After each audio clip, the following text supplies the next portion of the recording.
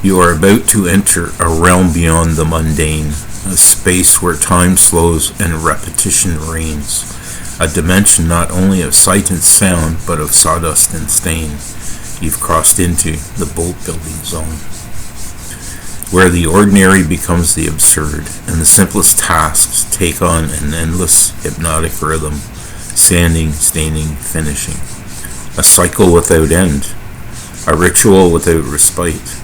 And you are its sole witness. Beware, for this place, minutes stretch into hours. Your mind may wander, your grip may falter, but the work must continue. Here in the boat building zone, there are no shortcuts, only ceaseless hum of progress. Are you ready to dive into the boat building zone?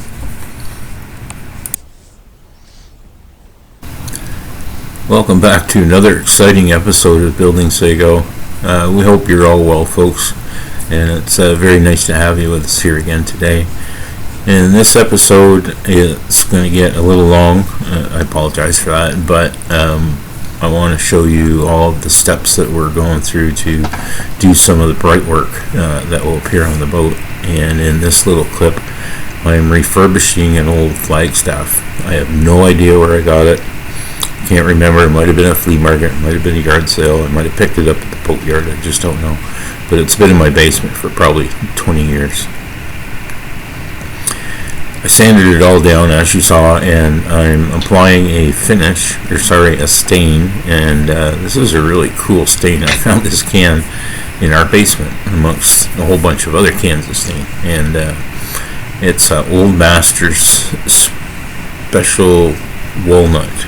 And it's just absolutely gorgeous. I believe the flagstaff is white oak, and I think this is really going to be cool looking flagstaff, so enjoy.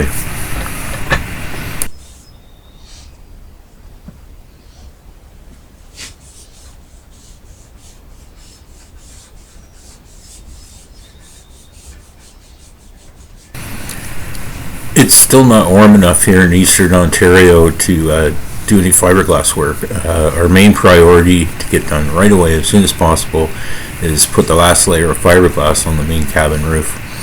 Once that's done, we can start to prep the outer portion of the main cabin and foredeck and the main cabin roof for paint.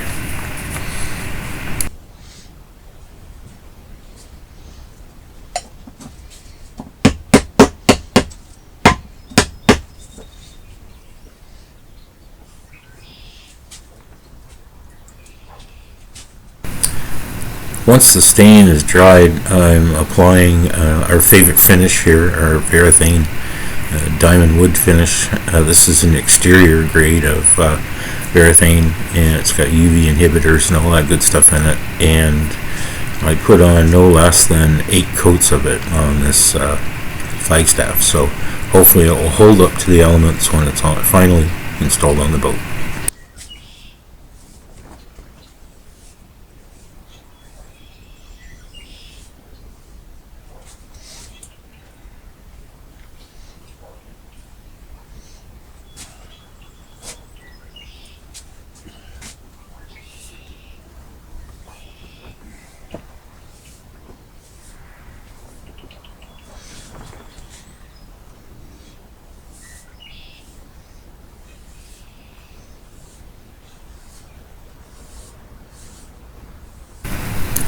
We've had some good days weather-wise, and we've had some bad days weather-wise. Today wasn't too bad. It was a little cool in the morning, so I ran the diesel heater for a while to raise the temperature inside the tent to the point where I could do this kind of work. As you'll see a little later on, little Mother Nature gets her skirt whipped into a tizzy and tries to blow everything down again. But our little tent shelter here, covered by temporary tarps, has managed to hold on so far.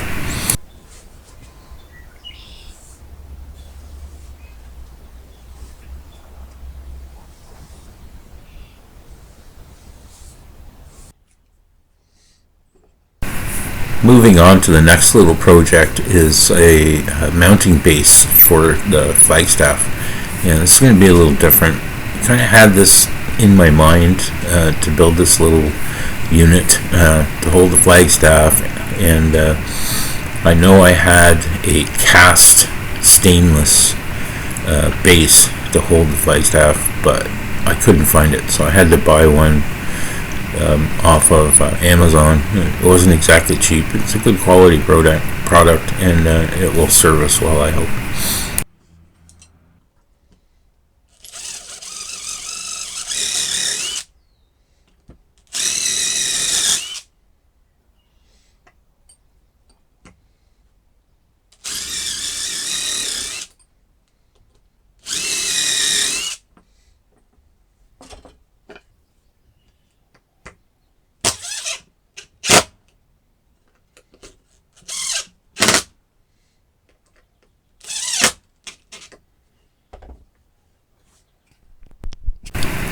Doing a little bit of math here.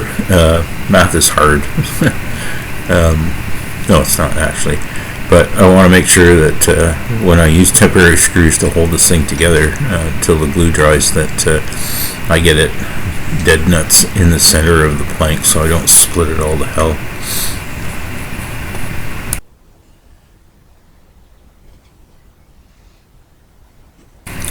So what I'm doing here is I'm trying to get a rough estimate of the angle that the flagstaff will come up at, and the vertical piece is going to be a little saddle that will actually help hold the flagstaff up, as well. It has a couple of other purposes, like holding the aft steaming light and a rear view camera.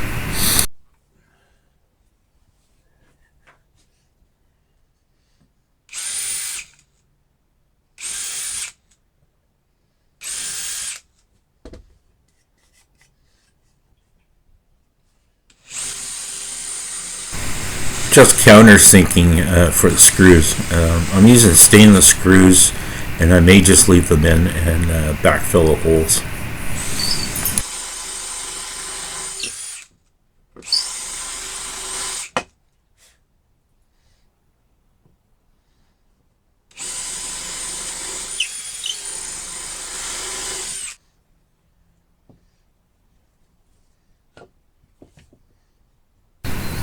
At this point in the process, I'm just dry fitting everything to get it to shape up, see what it looks like, take some more measurements, and then in the next step we're going to glue it all together.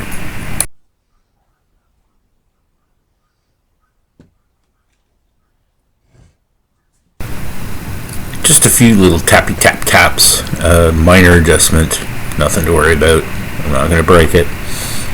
Keep your fingers crossed.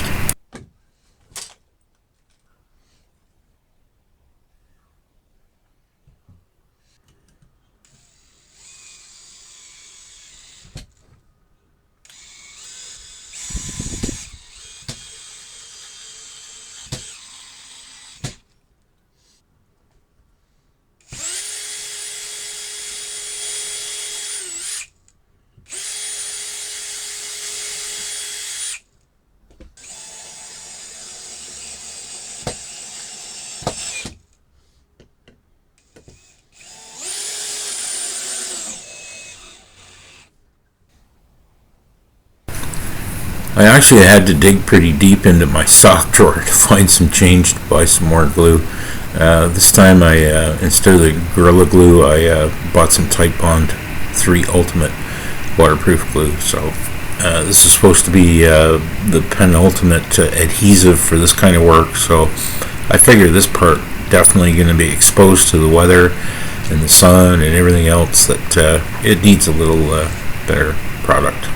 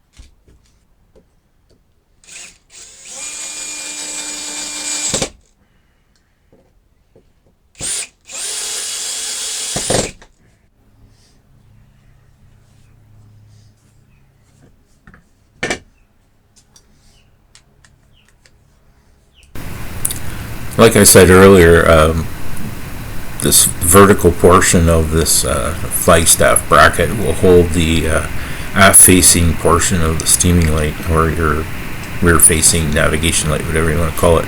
And we're going to fit that now, and again, this is all just dry fitting. I'll have to tear this all apart for finishing, and you'll see that coming up pretty soon.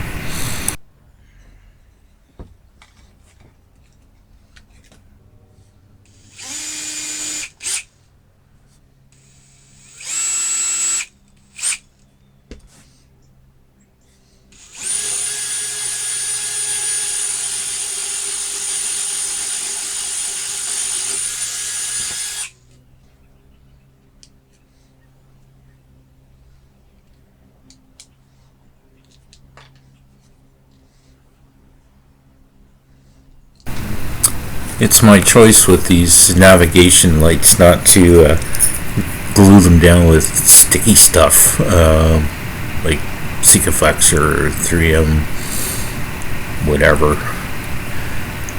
and I've made rubber gaskets for them all. The lights themselves are sealed, IP66 rated, I believe.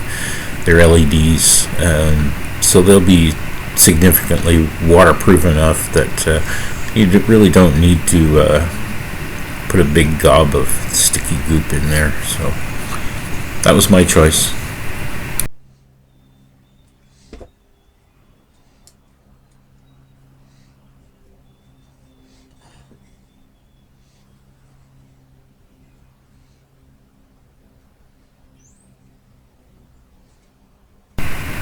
No measuring or math was involved. Just a mark one eyeball, look straight, drill it, screw it, get it done.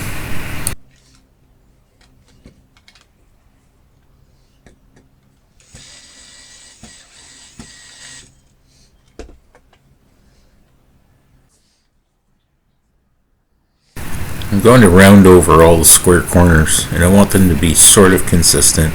So I've pulled out my college drafting kit, and it has this handy little circle guide. And I mean, I was in college in 1979, so this kit has been in my life that entire time, and it certainly does come in handy.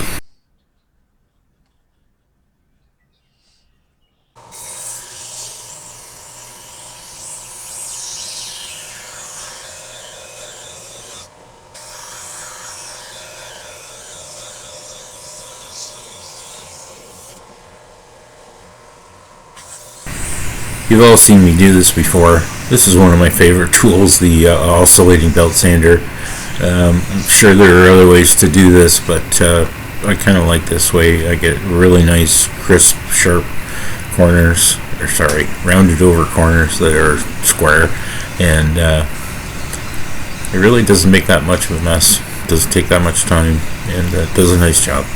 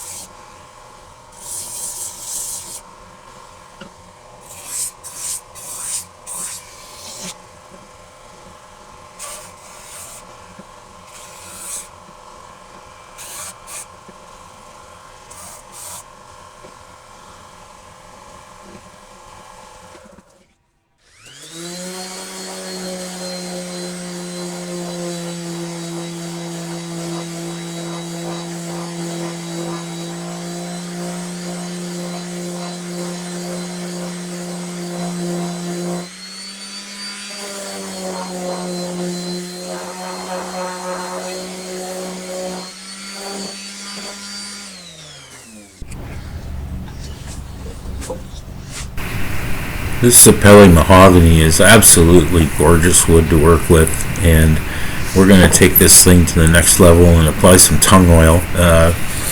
which is working essentially like a stain here, because we're going to cover this with polyurethane, which you'll see later, and that should create a very durable bracket holder, flagstaff, navigation light, etc.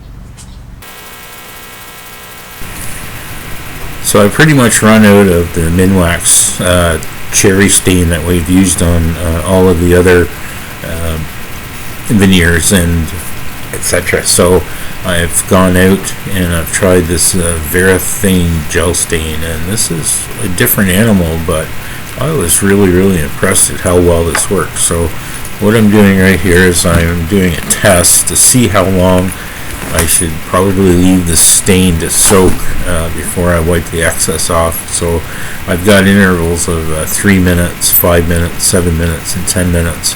And what I learned, as you'll see as we go along, is that it really doesn't make a whole lot of difference how long you leave it on. I suppose if you left it for an hour or so it might, but I found that by doing this test, it gave me a really good idea of how close we'll get to matching the parts that we've already stained and finished.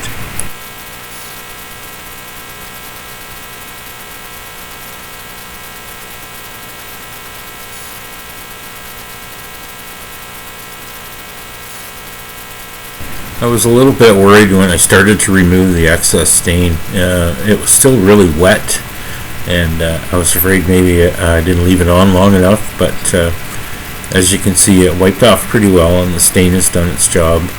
When you wipe it off, it's the consistency of a paste wax, like turtle wax or something you would use on your car.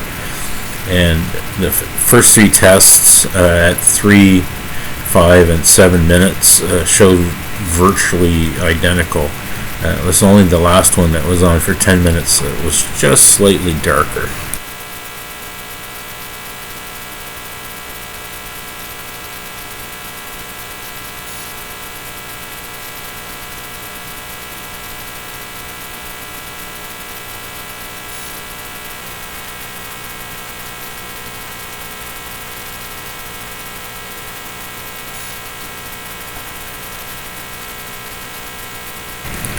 The next step in the process was applying a coat of Varathane. One of the things with especially a highly figured veneer like cherry is the finish changes its appearance quite a bit, even depending on the angle of the light that hits it. This is a satin finish, so it kind of dulls everything down a little bit, but when you do a test like this, and we're going to use this to compare against the panels that we did a couple of years ago for the main cabin linings to see how close we got.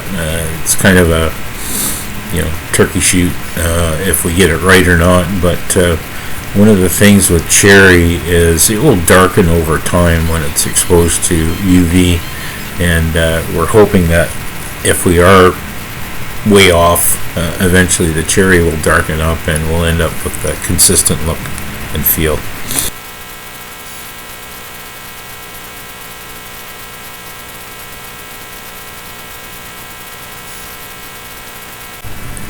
My YouTube studio assistant is here with me right now. Can you hear him purtling? Hey Junior, want to say hello to everybody, Junior? You're a freaking pest.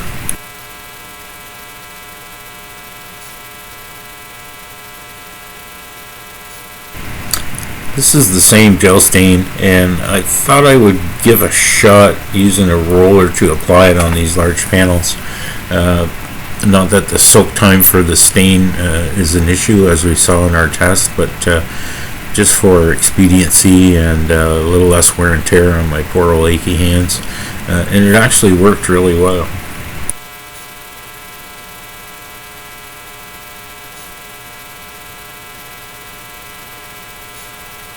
Sorry, I forgot to mention these large panels. There's two of them, port and starboard, and they're the lining for the forward bulkhead in the main cabin.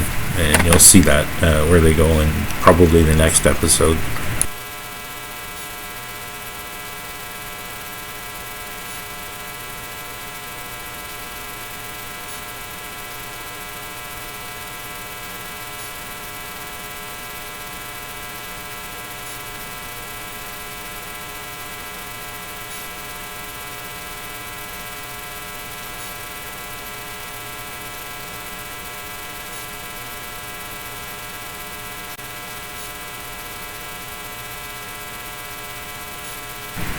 So like I said, there's two of these panels. I'm going to spare you having to watch me do the second one.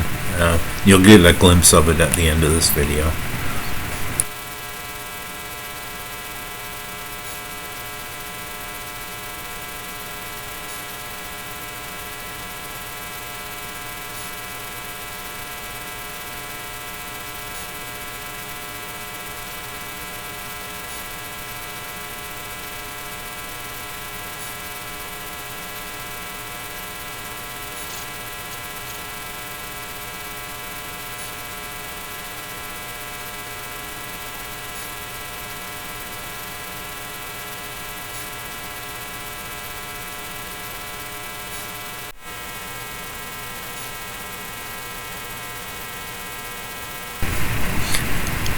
It's always satisfying to wipe off the excess stain, and you get to see what the finished product is, or pretty close to what the finished product is going to look like. And it's an important step in the process. I don't imagine it would turn out very well if I left all of the stain to dry. That would probably be a disaster. But yeah, just enjoy the moment and watch the part as it's revealed.